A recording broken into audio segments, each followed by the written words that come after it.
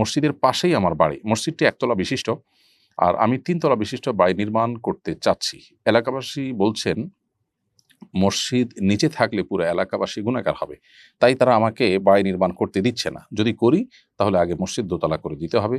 শরীয়ত কি এমনটি বলে? জানাবেন প্লিজ। সুবহানাল্লাহ। এলাকাবাসী যেটি বলছেন সেটি খুবই অন্যায্য কথা, অন্যায় কথা। মসজিদের সম্মানের অজুহাতে কারোর অধিকার নষ্ট করা, কেউ নিজের জায়গায় ঘর তুলবেন, দোতলা কিংবা ৩ তলা করবেন, এটা সম্পূর্ণই তার এখতিয়ার। মসজিদের সম্মান রক্ষার নাম করে একজন মুসলিমকে বা একজন মানুষকে তার অধিকার থেকে বঞ্চিত রাখবার এখতিয়ার বা অধিকার ইসলাম কাউকে দেয়নি। যারা এই কাজটি করছেন তারা পরিষ্কারভাবে অন্যায় লিপ্ত, তারা অপরাধে লিপ্ত, তারা জুলুম করছেন। আমি তাদেরকে অনুরোধ করব তাদের তওবা করার জন্য এবং ফিরে আসার জন্য। তারা হয়তো সৎ উদ্দেশ্যে এটি করছেন, কিন্তু পদ্ধতিটা সন্দেহাতীতভাবে গলত এবং ভুল। কোরআন এবং হাদিসের কোথাও বলা হয়নি যে মসজিদের আশেপাশে মসজিদের চাইতে উঁচু কোনো ভবন হতে পারবে না।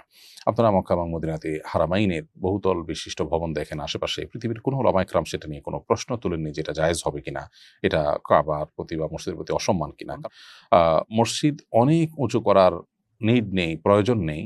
সেখানে মানুষ শুধু সালাত আদায় করে। কিন্তু বাসাবাড়িতে, হোটেলে, আশেপাশে যখন মানুষ বসবাস করে সেখানে মানুষের অনেক কিছুর প্রয়োজন হয় তার জীবন কাটাবার জন্য। বিধায় সেখানে তার কিচেন, তার ওয়াশরুম, তার বেডরুম, তার বসার রুম অনেক কিছু লাগে। বিধায় মসজিদের সমানই হইতে হবে আশপাশের সব বাসাবাড়ি, এটা মোটেও আবশ্যক কোনো বিষয় নয়। বিধায় কোরআন হাদিসে যেহেতু এরকম কোনো বাধ্যবাধকতা দেয়নি এবং এটাকে মসজিদের আশপাশে মসজিদের চাইতে উঁচু দালান হলে মসজিদের প্রতি অসম্মান হবে এরকম কোনো কথা বলেওনি। অতএব আপনার ঘরবাড়ি করা থেকে আপনাকে যারা বঞ্চিত রাখছেন, তারা অন্যায় করছেন, তারা ভুল করছেন। তাদেরকে আপনি বোঝাবেন এবং আল্লাহ তাআলার কাছে আমরা দোয়া করি আল্লাহ যেন তাদেরকে হেদায়েত দান করেন।